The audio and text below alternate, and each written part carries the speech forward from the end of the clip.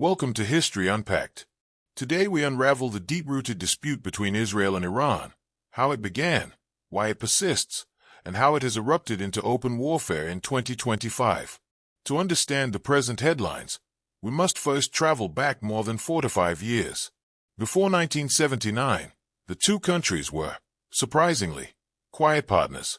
Under Shah Mohammad Reza Pahlavi, Iran sold oil to Israel and bought Israeli irrigation technology. Diplomats from both states met regularly as part of the so-called Peripheral Alliance of non-Arab Middle East actors. That cooperation ended overnight with the triumph of Iran's Islamic Revolution in February 1979. Ayatollah Ruhollah Khomeini denounced Israel as the Little Satan, severed all ties, and declared support for the Palestinian cause an article of revolutionary faith. This ideological break is the first fault line in today's conflict. During the 1980s, the new Islamic Republic sought regional influence by sponsoring armed movements opposed to Israel. With Iranian funding, training, and weapons, Hezbollah was born in Lebanon in 1982, followed later by Iranian financial support for Palestinian Islamic Jihad and the emerging Hamas movement in Gaza. Israel responded with covert assassinations of Hezbollah commanders, airstrikes on weapons convoys, and increasingly sophisticated intelligence operations. Yet for 2 decades the confrontation remained indirect. Tehran armed proxies, Jerusalem struck those proxies, and both sides avoided direct battle. The nuclear question changed that calculus. In the 1990s, Iran's clandestine enrichment program came to light. Israel, founded in the shadow of the Holocaust, judged a potential Iranian nuclear weapon an existential threat.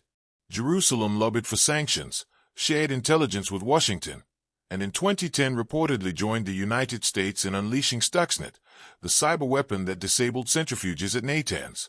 Iran's leaders vowed revenge, and a shadow war accelerated. Mysterious explosions at Iranian missile bases, the assassination of 5 Iranian nuclear scientists between 2010 and 2021, and drone strikes on Israeli-owned ships in the Gulf.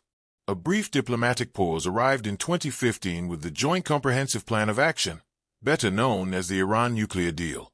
When the United States left that pact in 2018, Iran gradually restarted enrichment, and Israel quietly prepared military options.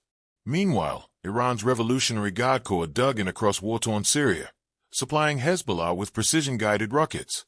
Israeli jets struck those shipments hundreds of times, and by 2020 the two rivals were exchanging blows almost weekly on Syrian soil. Then came the year that swept away any remaining ambiguity. 2023. On the 7th of October, Hamas launched the deadliest single-day attack in Israel's history, killing about 1,200 people and seizing more than 250 hostages. Tehran praised the raid and, though it denied direct orchestration, Israeli and U.S. intelligence traced Hamas training and funding back to Iran. Israel's campaign in Gaza that followed pushed Iran and its allies to escalate on multiple fronts.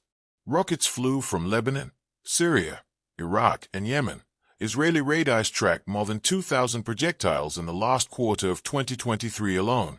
The proxy war lurched toward direct conflict in early 2024. On the 1st of April, Israeli F-35s flattened Iran's consulate building in Damascus, killing 2 senior IRGC generals. Tehran vowed punishment. Just 12 days later, on the night of the 13th of April, 2024, Iran unleashed Operation True Promise ***. More than 300 drones, cruise missiles, and ballistic missiles fired simultaneously from Iran, Iraq, Syria, and Yemen toward Israeli airspace. 99% were intercepted, but the attack shattered the long-standing taboo against Iran striking Israel overtly. Israel answered with pinpoint raids on IRGC logistics hubs near Isfahan and over Syria, inching the region toward full-scale war. Through late 2024, the tit-for-tat continued. Mysterious explosions at Iranian air defense sites, cyber intrusions that darkened parts of Tehran, and another Iranian drone missile barrage in October after the assassination of an IRGC aerospace commander.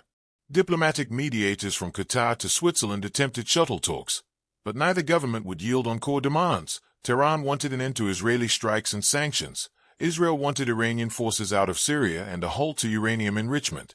The red line snapped in June 2025 At 2:15 a.m. on the 13th of June, Israel launched Operation Rising Lion ***, its first large-scale air assault on Iranian soil. More than 200 aircraft struck roughly 100 targets, from Natanz and Fordow enrichment holes to ballistic missile batteries near Tabriz and command bunkers southwest of Tehran.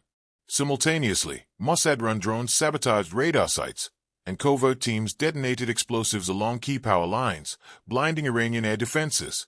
By sunrise, satellite images showed smoking craters across 3 provinces and the death of at least 10 senior IRGC officers, including General Ali Shadmani, Tehran's wartime chief of staff. Iran's Supreme National Security Council convened in an underground bunker and, with hawks prevailing, ordered an unprecedented retaliation. In the evening of the 14th of June and the days following, Iran fired more than 370 ballistic missiles, some hypersonic, plus swarms of Shah drones at Israel. Iron Dome, Arrow 3, and allied U.S. Patriots intercepted the majority, yet dozens of warheads slammed into air bases near Beersheba and civilian neighborhoods in Bat Yam and Ashdod. Israeli authorities reported at least 72 dead and hundreds wounded. The strike was the heaviest bombardment Israel had faced since the 1991 Gulf War. Civilians on both sides now live in fear. In Tehran, highways are gridlocked with families fleeing north. Supermarkets sit half empty. Foreign embassies are evacuating staff. Iran's health ministry says hospital beds are 90% full. In Israel, classrooms have moved to bomb shelters, while reservists have been called up for what officials label a multi-front existential war. The cost to Gaza remains catastrophic as well. Israeli forces, still engaged there since October 2023, have killed more than 55,000 Palestinians according to local authorities, even as global media attention pivots to the Iran front. World power scramble. The UN Security Council has met 3 times in emergency session, yet resolutions are vetoed or delayed. The G7, meeting in Rome, endorses Israel's right to self-defense but urges restraint. China and Russia blame Washington for enabling Israeli aggression. In Washington, President Donald Trump demands Iran's unconditional surrender, dispatching 2 carrier strike groups to the Gulf while Congress debates war powers limits. Energy markets spike. Brent crude tops $150 per barrel, and shipping insurers suspend cover for tankers in the Strait of Hormuz. As of **18 June 2025 air raid sirens still wail nightly from Tel Aviv to Tehran. Israel claims to have destroyed 60% of Iran's known enrichment capacity. Iran insists its retaliatory capability remains intact and threatens to close the strait if Israel attacks again. Analysts warn the region is closer to an interstate war involving multiple Arab states than at any point since 1973. Human rights groups are already documenting potential war crimes on both sides, from indiscriminate missile fire to strikes on civilian infrastructure.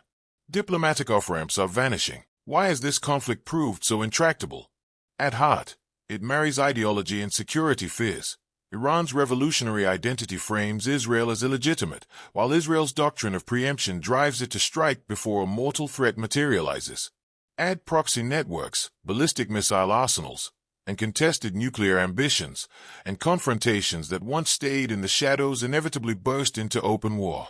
Unless a credible external mediator can satisfy Israel's demand for long-term security and Iran's quest for regional respect, the cycle will continue, and civilians will pay the price. Thank you for watching History Unpacked. If you found this deep dive helpful, please like, share, and subscribe. We publish clear, contextual history videos every week to help you understand the headlines of today through the lens of yesterday. Until next time, stay informed, stay curious, and keep unpacking the past to make sense of the present.